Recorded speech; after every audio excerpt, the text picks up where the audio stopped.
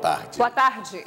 Polícia investiga esquema para facilitar fugas da casa de detenção. Pelo menos 10 presos foram beneficiados com alvarás falsos. Polícia Militar apresenta plano de operações para as eleições de 2014. A importância da educação inclusiva para crianças portadoras de transtornos e necessidades especiais. E mais, filme maranhense disputa a indicação do Oscar 2015.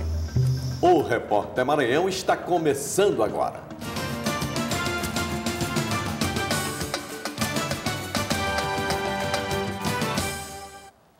A Secretaria de Justiça e Administração Penitenciária já nomeou um novo titular da Casa de Detenção do Complexo Penitenciário de Pedrinhas.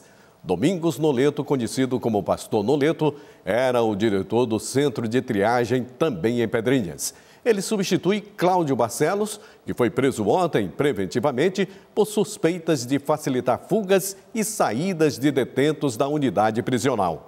De acordo com as investigações, a maioria dos detentos que fugiram do cadete eram assaltantes. De posse de alvarás falsos, os detentos saíam pela porta da frente.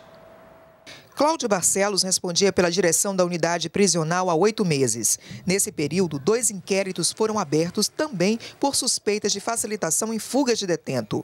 O ex-diretor estava sendo investigado pela Superintendência de Investigações Criminais, SEIC. O mais significativo é a documentação em que ele autorizava a saída de presos de dentro do sistema penitenciário sem o conhecimento do juiz da vara de execução.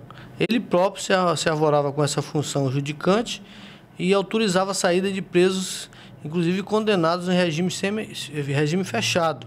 Segundo a polícia, há suspeita de que outros funcionários participavam do esquema. Pelo menos 10 presos estão foragidos da cadete. Porque a gente sabe que ele não fez isso sozinho. Essas investigações vão determinar eventuais comparsas desse crime, quanto foi o quantitativo de presos que foi beneficiado e até valores recebidos. A Casa de Detenção é uma das 7 unidades do Complexo Penitenciário de Pedrinhas, em São Luís, que também é formado pelo Presídio Feminino, Centro de Custódia de Presos de Justiça, CCPJ, Presídio São Luís 1 e 2, Triagem e Centro de Detenção Provisória. O complexo, que possui 1.674 vagas, atualmente abriga 2.127 detentos. Cláudio Barcelos foi transferido ontem para o quartel da Polícia Militar, onde ficará à disposição da Justiça. Começou hoje o 2º Congresso de Segurança Pública Preventiva de Comandantes de Unidade da Polícia Militar do Maranhão. Entre os temas discutidos estão as eleições 2014. O primeiro tema abordado foi a segurança durante as eleições. Para garantir a tranquilidade do pleito, o Tribunal Regional Eleitoral deve contar com a atuação da Polícia Militar e do Exército. O que nós pretendemos com isso é a garantia da ordem pública, a fim de evitar que indivíduos que pretendam bagunçar a eleição sejam intimidados e, se tentarem alguma coisa, sejam reprimidos. No total, serão 4.200 policiais militares atuando durante o processo eleitoral. 1.200 serão deslocados da capital para municípios do interior do estado. A novidade que nós temos é que nós vamos criar 20 pontos estratégicos com uma força de pronto emprego composta pelo Batalhão de Choque e pela Rotan. Já a atuação do Exército depende de solicitação do Tribunal Superior Eleitoral. E a quantidade de soldados está vinculada ao número de urnas a serem protegidas. Todos os homens do Exército estarão mobilizados para as eleições, né? Ou estarão nas cidades, nos municípios, ou estarão dentro dos quartéis em condições de serem empregados.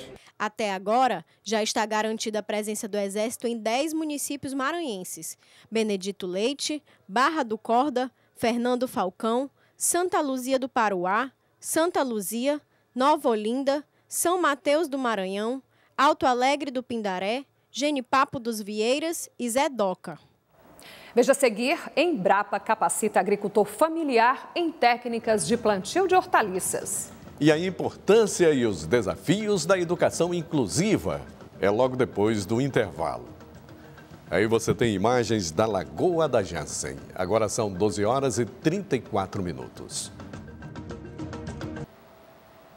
Agricultores familiares dos 4 municípios da Grande São Luís estão recebendo treinamento da Embrapa através de cursos técnicos para o cultivo de hortaliças.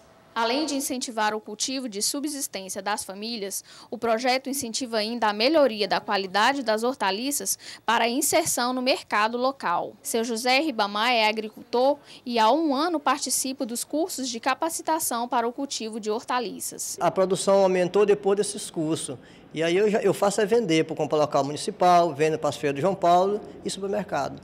O objetivo do projeto é que realmente as famílias elas produzam em quantidade suficiente para a sua alimentação e também para o mercado. A agricultura familiar é hoje um dos pilares para a economia e uma das principais fontes de geração de renda no Maranhão. Algumas comunidades já começam a ter um destaque nessa melhoria do nível tecnológico que nós estamos preparando. São tecnologias simples que cada família, todos os membros da família tenham condições de aprender e colocar em prática no dia a dia. Apesar do Maranhão apresentar condições ambientais favoráveis ao cultivo de hortaliças, uma das razões apontadas para a ineficiência da produção é o fato dos agricultores não utilizarem tecnologia adequada.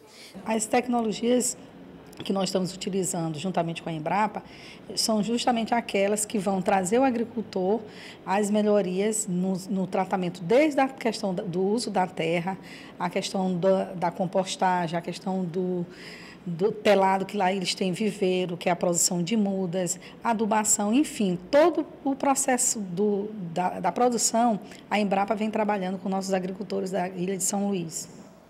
São Luís amanheceu com sol e poucas nuvens. Veja agora a previsão do tempo para todo o estado.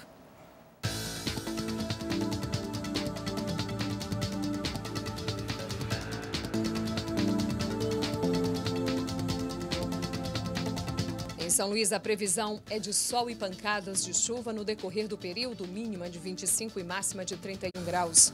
Na cidade de Imperatriz, sol com algumas nuvens e não chove, mínima de 23 e máxima de 39 graus.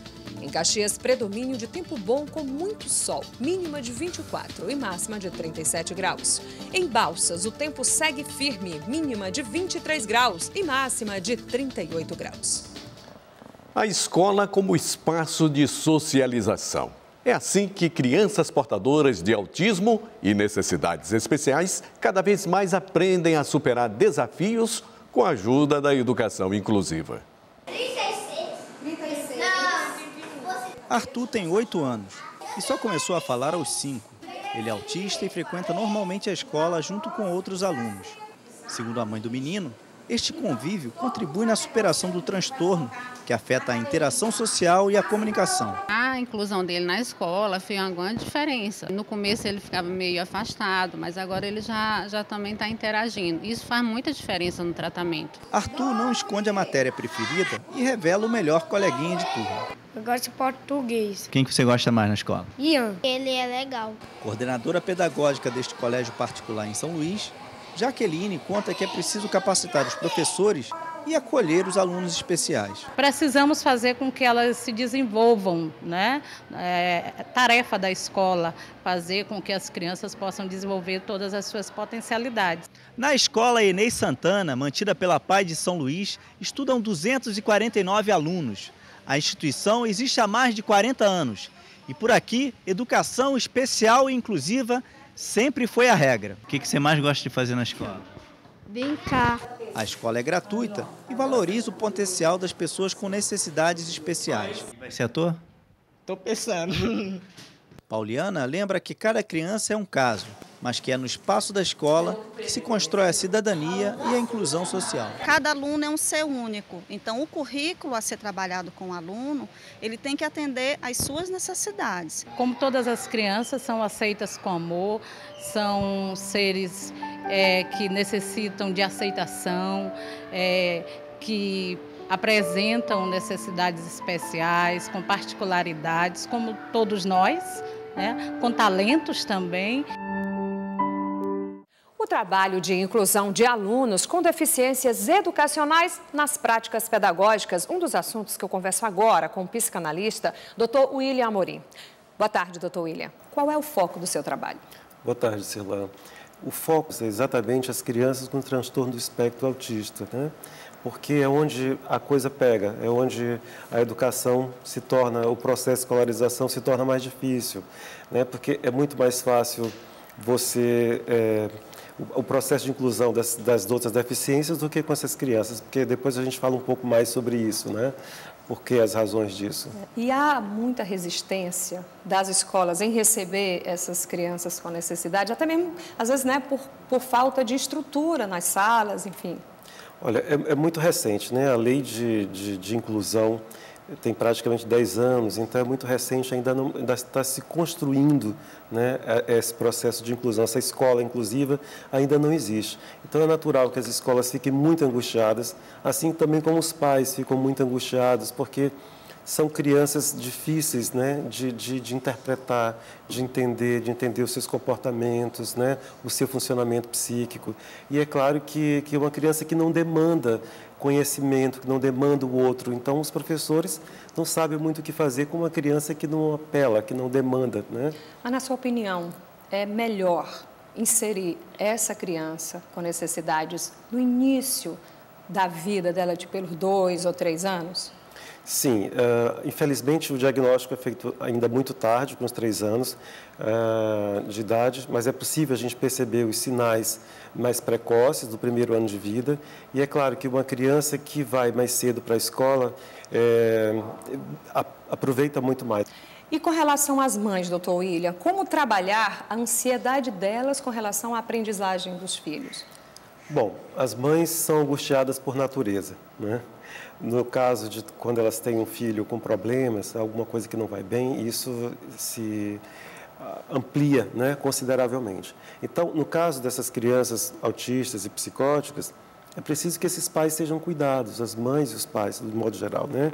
Eles precisam ser acolhidos, serem cuidados, porque, de fato, é muita angústia, né, para lidar com uma criança com esse funcionamento subjetivo. E qualquer aluno pode ter um comportamento especial em algum momento da sua vida escolar? Sim, a criança, ela sempre faz um sintoma de alguma coisa que está no entorno dela, né?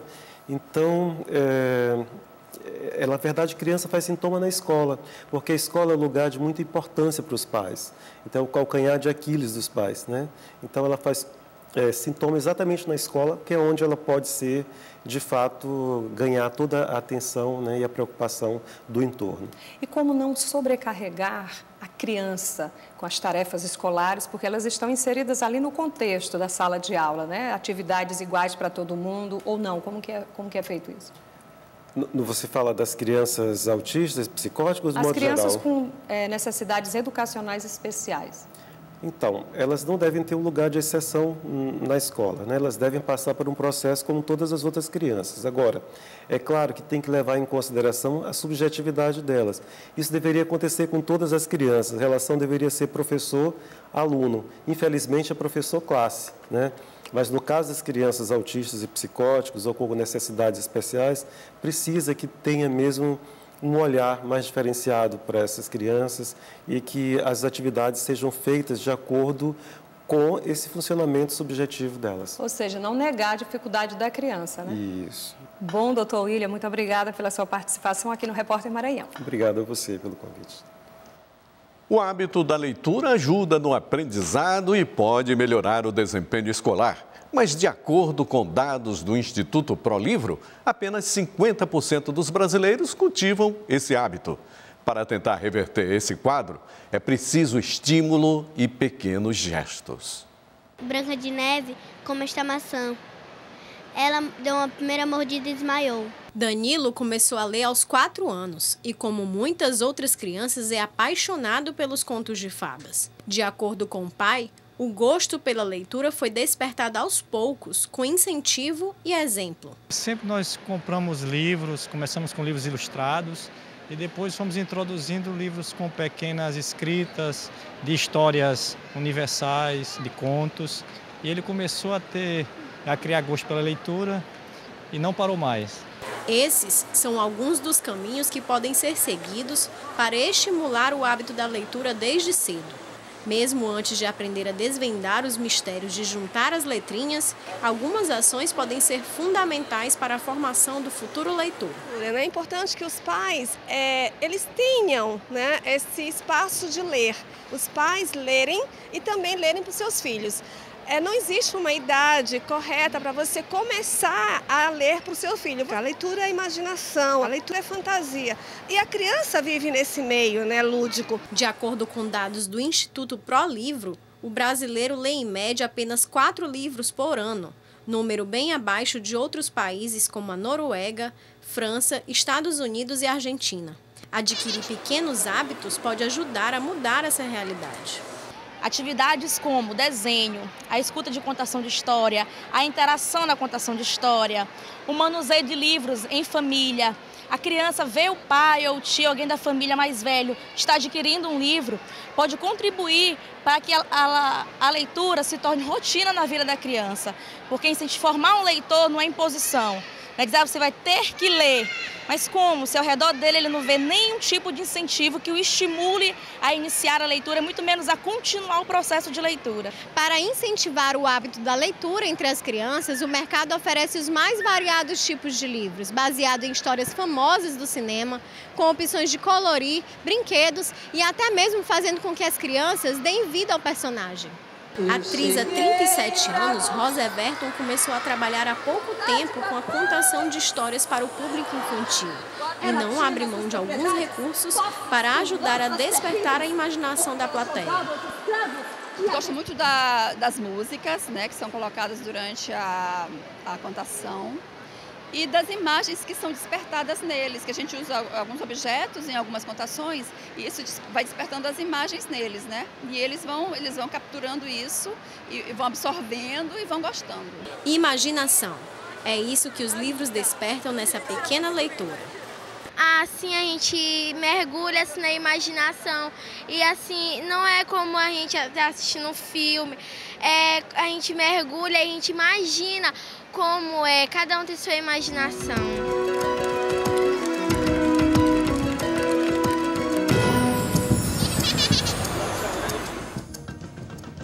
E veja a seguir, Sampaio volta a campo hoje contra o Avaí. Prata da Casa, filme maranhense disputa a indicação ao Oscar. É logo depois do intervalo. Os holandeses no bairro Ponta da Areia. O trânsito por lá é bom nesse momento. São 12 horas e 49 minutos.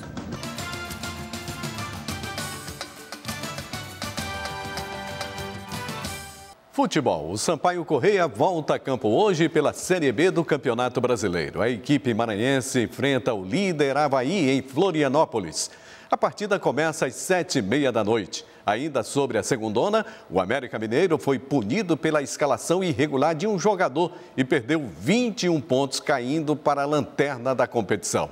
O Sampaio ganhou uma posição e agora é o 8º. Dos campos para a areia, o time de beach soccer do Sampaio está em ritmo intenso de preparação para a etapa de São Luís do Campeonato Brasileiro de Clubes. Para seguir firme em busca de um título inédito, o time de beach soccer do Sampaio Corrêa treina duro para a primeira etapa do Campeonato Brasileiro de Clubes, que vai ser realizado em São Luís. Capitão Jaldo, com 13 anos de atuação, se despede das areias. Vai ser com chave de ouro, né? Poder despedir com o título aqui na nossa capital, com o apoio da nossa torcida, principalmente a torcida não só do Sampaio, né, como a torcida do estado do Maranhão. O time do Sampaio é praticamente o mesmo da seleção maranhense, que venceu em 2012 o Campeonato Brasileiro de Seleções. Para conseguir o título tão desejado, chegarão novos reforços. A equipe conta também com 2 jogadores que integram a seleção brasileira. O goleiro Mão, que está terminando o campeonato russo, onde joga atualmente, e o jogador Datinha. Ele está envolvido em um torneio no Espírito Santo. Estamos com um bom grupo. Jogando em casa nós temos uma cobrança maior, nós temos uma vontade muito grande dessa felicidade ao nosso torcedor. Estamos treinando sério, isso eu posso garantir, que é muito trabalho, muita seriedade para que a gente possa conseguir o título. Isso o torcedor pode esperar. A etapa de São Luís do Campeonato Brasileiro de Clubes de Beach Soccer acontece de 30 de setembro a 4 de outubro. E agora vamos falar de cinema. A edição 2015 da Mostra Maranhão na Tela está com as inscrições abertas e a repórter Tatiane Costa tem mais informações. Boa tarde, Tatiane. Boa tarde, Edmilson. Boa tarde, Cirlan. Essa é a 7ª edição do Maranhão na Tela. Ele vai acontecer em janeiro. Eu estou aqui com Mavi Simão, que é a idealizadora do evento, e vai contar para a gente quais as novidades deste ano. Boa tarde, Mavi. Boa tarde, Tatiane. Boa tarde a todos os telespectadores aqui da TV Brasil. Bom, o Maranhão na Tela, a gente está nessa 7ª edição com uma das grandes novidades do festival, porque o Maranhão na Tela nunca foi um festival competitivo, até porque o foco do festival é o fomento ao cinema, ao audiovisual produzido no Maranhão. E esse ano é a primeira vez que a gente cria uma mostra competitiva, e porque ela só teria sentido se ela fosse exclusiva de filmes maranhenses. E essa competitiva chama Mostra Maranhão de Cinema, e ela é exclusiva para filmes maranhenses, é só filme maranhense concorrendo com filme maranhense, e é uma forma aí da gente reconhecer esse momento tão bom do cinema local. Quem é que pode participar dessa mostra e do festival? Bom, qualquer filme que nunca foi exibido no Maranhão na Tela pode ser inscrito na mostra, independente do ano que foi produzido e de já ter participado de outros festivais. Então, como essa é a nossa primeira edição, qualquer filme, até filmes mais antigos, podem se inscrever. E como é o processo de avaliação desses filmes? Bom, o festival tem uma curadoria, que a gente avalia, não são todos os filmes inscritos que são selecionados, e a gente vai avaliar todos os filmes, esperando aí com bastante expectativa, porque a produção realmente está muito vigorosa no estado. E a nossa previsão de divulgação é dia 15 de novembro, dia 1º de novembro dos resultados. E quem quiser se inscrever precisa fazer o quê? Qual é o tipo de documentação que precisa apresentar? No site www.maranhonatela.com.br tem o regulamento que descreve direitinho, tem uma ficha de inscrição no próprio site, e junto com a ficha o filme precisa ser enviado para avaliação, e o endereço, o processo, o detalhamento todo está no regulamento do festival. E como o festival que está chegando na 7ª edição tem contribuído para o cenário maranhense? Bom, o nosso foco sempre foi fomentar a produção maranhense, então a gente sempre teve um perfil diferenciado, focado muito em capacitação também. A gente procura sempre trazer os melhores professores de cinema para promoverem cursos gratuitos, e a gente faz sempre as nossas famosas maratonas de capacitação. E a nossa forma de contribuir, eu acho que quando a pessoa lida com conhecimento, a partir do momento que ela tem um aprendizado, ela tem que fazer alguma coisa com aquilo, e eu espero que ela faça filmes. Obrigada, Mavi. As inscrições seguem até o dia 15 de outubro no site maranhonatela.com.br. É com você, Cirlan. E ainda falando sobre cinema, o filme Exercício do Caos, do cineasta maranhense Frederico Machado, está disputando com outros 18 filmes brasileiros uma indicação ao Oscar 2015 de melhor filme estrangeiro. O filme foi rodado na zona rural de São Luís e apresenta a história de um pai autoritário que, após o desaparecimento da esposa, mantém um relacionamento conturbado com as 3 filhas e o capataz da fazenda, de onde é empregado. De quando em quando aparecia aqui um homem de branco. O anúncio do filme que seguirá na disputa será feito na quinta-feira, às 10 horas, pela ministra da Cultura, Marta Suplicy, na Cinemateca Brasileira de São Paulo. Boa sorte! E o Repórter Maranhão fica por aqui. Uma boa tarde e até amanhã. A gente volta amanhã. Boa tarde. E a mãe de vocês sumiu. Esse tal de homem de branco cantou minha das dor.